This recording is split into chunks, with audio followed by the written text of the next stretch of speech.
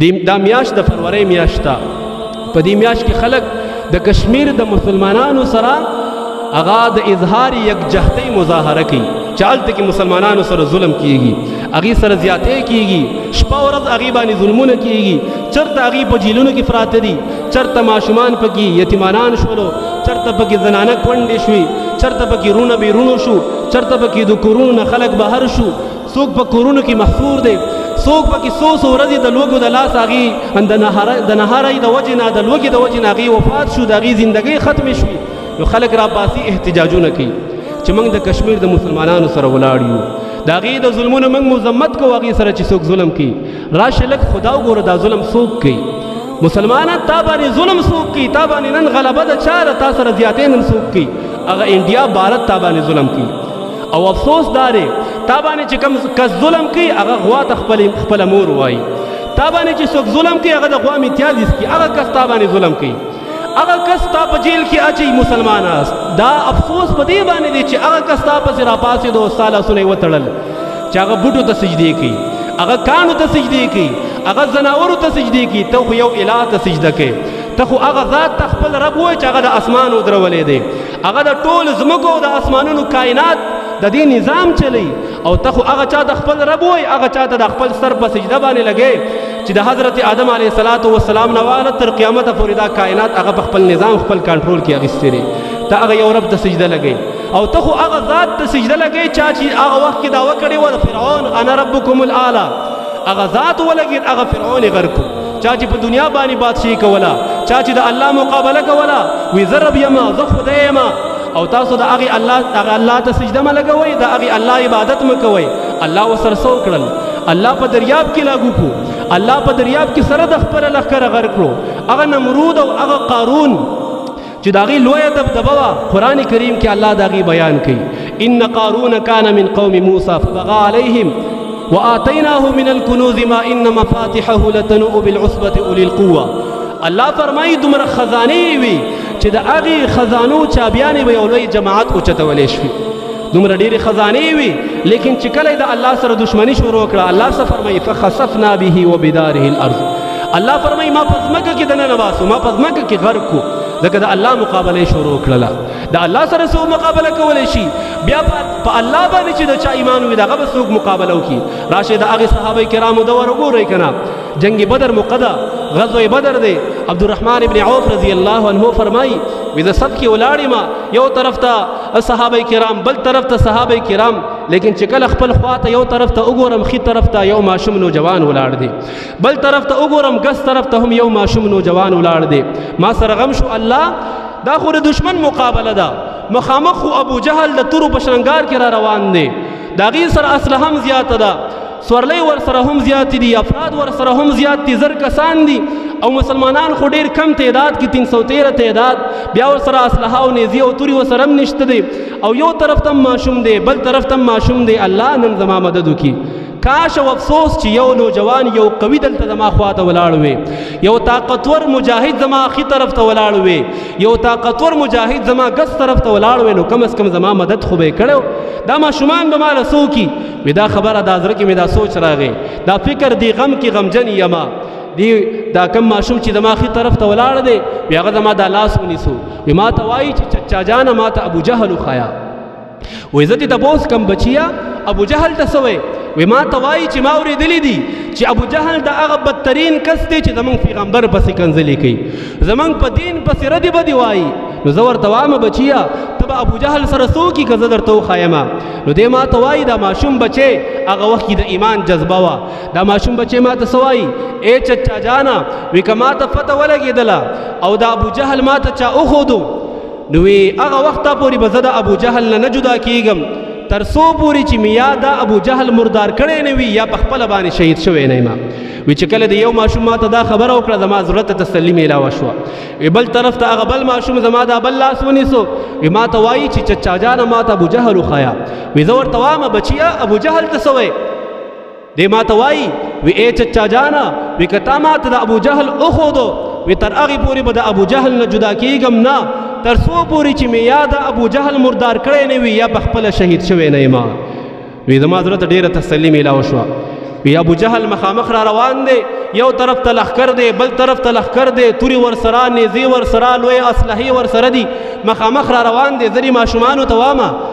ای بچو ابو جهل هغه انسان دی مخامخ چې کوم را روان دی. وی دا خبره مې لا د خولې له وتې نه وه، وی دې کې دا ماشومان یا زما د خولې نه خبره وتل وو یا د دې په ابو جهل باندې وارو. دا یو ماشوم لاړ د ابو جهل په سورلۍ باندې ګزار وکړو او د هغه سورلۍ را پرېوتله، دی بل په ابو جهل باندې ګزار وکړو، ابو جهل یې په ځمکه باندې را پرېواسو، مردار یې کړو. یو هغه دور و چې کله اتفاق او اتحاد و، چې کله د موز برکت موجود و، چې کله صف کې اتفاق او اتحاد موجود و. بیا ابو جهل غونې انسان چې لوی لوی دعوې به کولې، وی زه د قوم سردار یم. عبدالله ابن مسعود چې کله په سټ باندې کېناست او په سینه باندې ولا کېناست دا سر دې پرې کوي، نو ابو جهل ورته څه وایي؟ وی عبدالله ابن مسعوده وی تا ته پته ده دا سر د چا دی؟ وی او ما ته پته ده چې دا د سردار سر دی، دا د یو ملک سر دی. نو دی ورته څه وایي؟ وی دا سر مې لږ ویښ کې پرېږه چې په نورو خلکو کې پته لګي چې دا د سردار سر دی. هغه وخت کې دومره ضد او عناد پکې موجود دی چې د مرګ په وخت کې هغه خپل ضد ښکاره کړو. هغه ابو جهل د چا د لاسه قتل شو؟ د یو دو ماشومانو د لاسه، د یو دو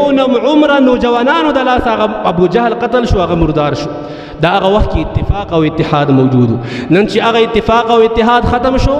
نو هغه د غوا میتیازو سکلو والا، هغه غوا ته مور ویلو والا، هغه بوټو او کاڼو ته سجدو کولو والا را پاسېدو، مسلمان باندې ظلم کوي. هغه د کشمیر د مسلمانانو آه به تاسو اورېدلی،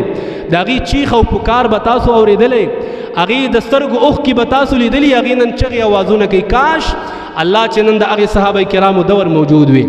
کاش او افسوس چې نن خالد ابن ولید موجود وي او زموږ د اوښکو تپوس یې کړی وي، کاش او افسوس چې نن حضرت عمر موجود وي او د دې دشمن نه موږ ته رهایي را کړی وي، او کاش او افسوس چې نن محمد ابن قاسم موجود وي چې نن زموږ د اوښکو د هغې تپوس یې کړی وي، نن یې زموږ د وینې تپوس کړی وي، زموږ د بچو تپوس یې کړی وي. او کاش او افسوس چې نن صلاح الدین ایوبي په شان مجاهد موجود وي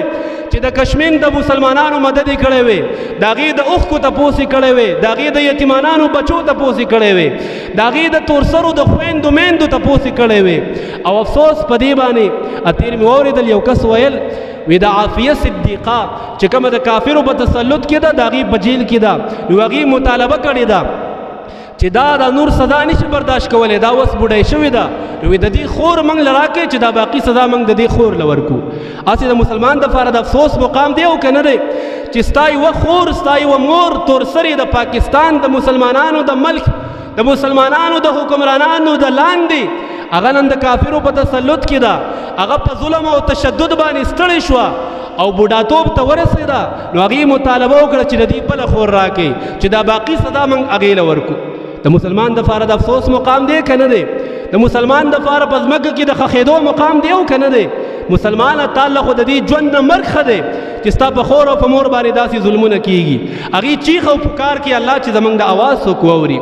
دا تشریف په دې باندې کېږي چې زه مذمت وکړم، بس زما مذمت دی او زما مذمت دی. حضرت عمر خو به فرمایل وی لو کان الکلب لو مات الکلب على شاطئ الفرات لکان العمر مسؤولا عنه. وی که چېرته یو دریاب په غاړه باندې یو سپی د لوږې نه مړ شو، حضرت عمر به د قیامت فورا د الله په دربار کې جواب کوي، د الله په دربار کې به د دې ګریوان نه د دغې سپي په حق کې ځینې ولی کېږي، ماخوذ به یم دا ولې مړ شو د لوږې د لاسه؟ ستا په حکمرانۍ کې راشه وګوره،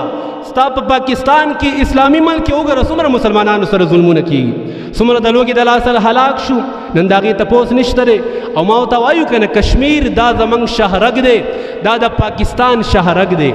نو د انسان نه چې کله خپه کټ شي دی ژوندی پاتې کېدی شي، د انسان نه چې کله لاس کټ شي دی ژوندی پاتې کېدی شي، لیکن که د انسان شهرک ګډ شي دی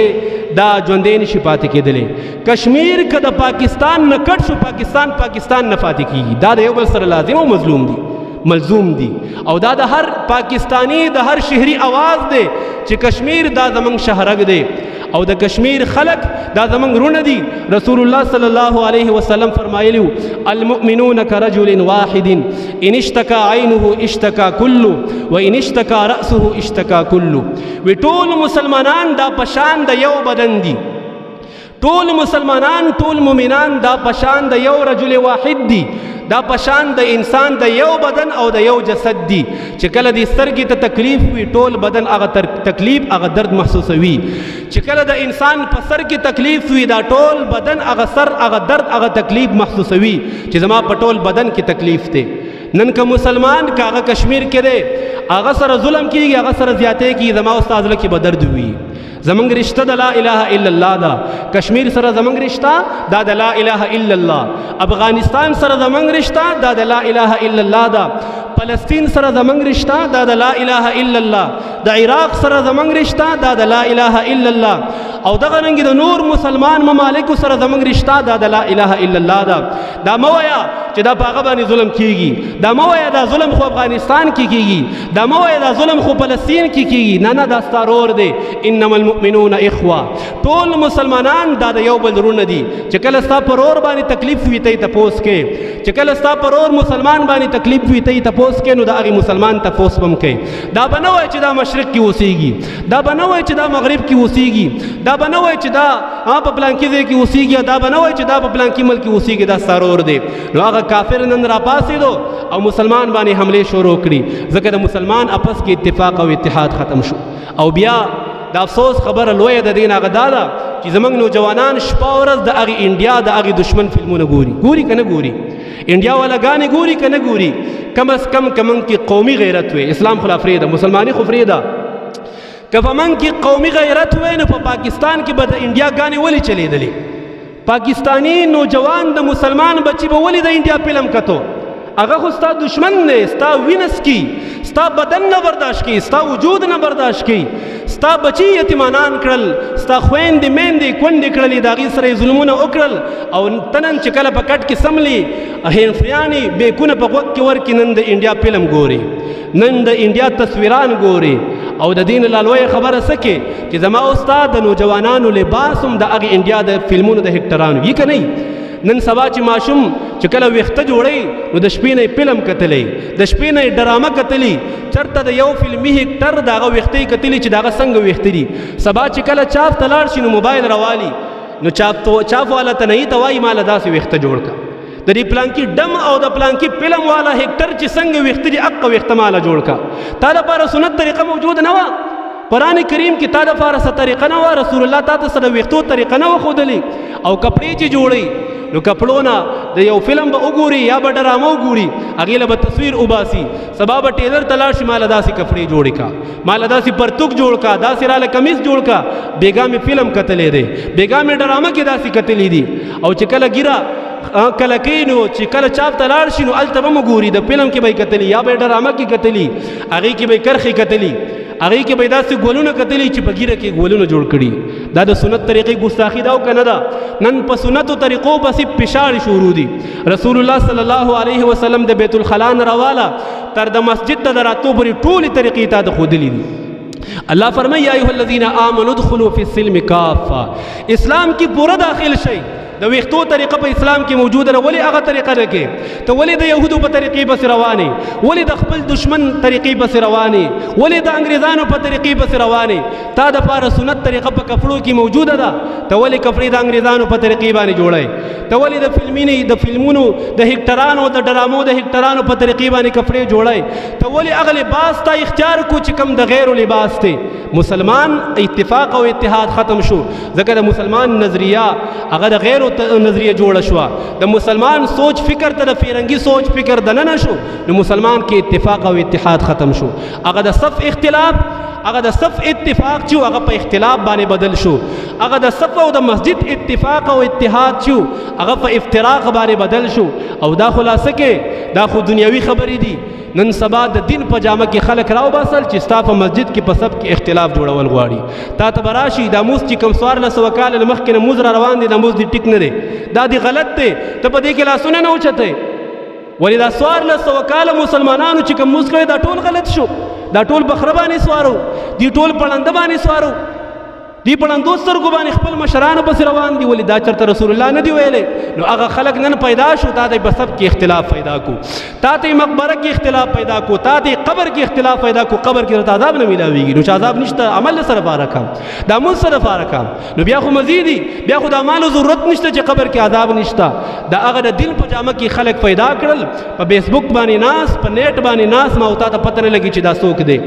جامه به د مولاوي، پټکې به والی وي، صادر به دا باندې راچولې وي، ګیره به وي، او تا ته به د اختلاف درس درکړي، تا ته به د افتراق درس درکړي. ستا په کور کې به اختلاف جوړول غواړي، ستا په محله کې به اختلاف جوړول غواړي. زمونږ استاد چې دا کوم موز دی دا ټیک ټاک موز دی، دا نوې خلک چې پیدا شوی دی تا ته وایي موز کې ردا کوه، موز کې ردا کوه.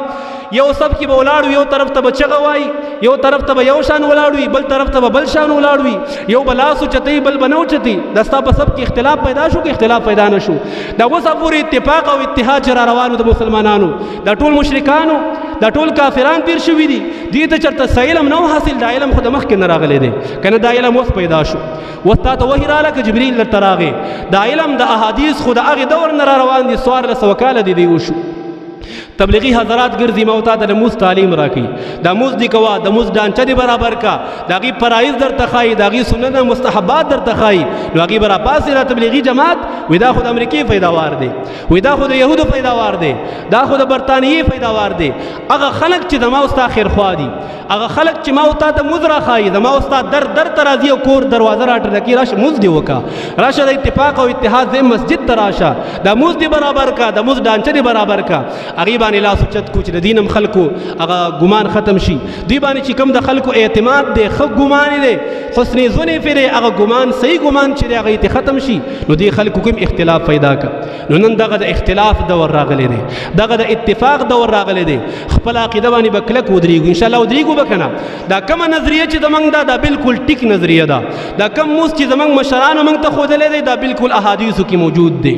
دا بلکل صحیح موز دی، دا بلکل صحیح طریقه ده. کومه طریقه باندې اوسه پورې موږ جنازې کړي دي، کومه طریقه باندې موږ مونځونه کړي دي، خپل مړي قبرونو ته سپارلي دي، کومه طریقه باندې موږ 6 رکعات تراویح کړي دي، دا بلکل صحیح طریقه ده. پکار دار چې دغه طریقه موږ خپله کړو او دغه طریقه باندې روان شو، نوې رڼاګانې پرېږدو، نو خلکو پسې تلل پرېږدو. ځکه رسول الله صلی الله علیه وسلم فرمایي چې کله تاسو د جماعت نه جدا شئ نو تاسو به جهنم ته لاړ شئ. من شذ شذ فی النار. دا ټول مسلمانان یو عقیده یو نظریه باندې اوسه پورې روانو، نو دا خلک اوس پیدا شو تاکي اختلاف پیدا کړي، نه دا طریقه دې ټیک نه دی، طریقې نه جدا شه، نو تا د جماعت نه جدا کړي. او رسول الله صلی الله علیه وسلم فرمایي زما امت چې دی وایي دا په غلطه باندې نشي جمع کېدلی، دا ټول مسلمانان چې راجمع دي دا په غلطه باندې راجمع دي. نه، رسول الله صلی الله علیه وسلم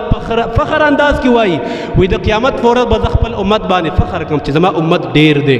د دې لوی جماعت دی د مسلمانانو پس کې اتفاق او اتحاد دی. نو الله دې وکړي چې زموږ پس کې اتفاق او اتحاد نصیب شي.